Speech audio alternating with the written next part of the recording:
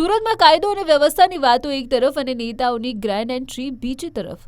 ભાજપના નેતાઓ માટે જાહેર માર્ગ જાણે એમની પ્રાઇવેટ પ્રોપર્ટી બની ગયો હોય તેવું લાગી રહ્યું છે, કેમ કે તાજેતરમાં જ ભાજપના કોર્પોરેટર અમિતસિંહ રાજપૂતના જન્મદિવસની ઉજવણીનો એક વિડીયો સોશિયલ મીડિયા પર વાયરલ થઈ રહ્યો છે, જેણે ભારે વિવાદ સર્જ્યો છે.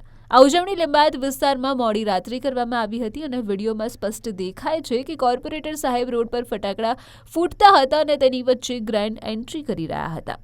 રસ્તા વચ્ચે સ્ટેજ બનાવીને કેક કાપવામાં આવી રહી હતી અને આ તમાશાના કારણે ટ્રાફિક જામ સર્જાયો અને સામાન્ય લોકોને ભારે હાલાકી પણ ભોગવવી પડી. અને હવે સવાલ એ થાય છે કે સુરત પોલીસ કમિશનર શ્રી દ્વારા જાહેર માર્ગો પર આ રીતે કોઈપણ પ્રકારના વિઘ્નો ઊભો કરવા પર જાહેરનામું બહાર પાડવામાં આવ્યું છે, પરંતુ અહીં તો શાસક પક્ષના નેતા ખુલ્લેઆમ આ જાહેરનામાની એસી કે તેસી કરી રહ્યા છે. વિડીયો વાયરલ થયા બાદ સુરતમાં એક જ ચર્ચા જોર પકડી રહી છે કે સુરત પોલીસ મહેરબાન તો પ્રજા શું કરવાની. જાહેરમાં રોડ પર લોકોની નજર પડે તેવી રીતે આટલો મોટો તાઇફો કરવા એ નેતાઓ માટે જાણે એક નવું ફેશન સ્ટેટમેન્ટ બની ગયું છે.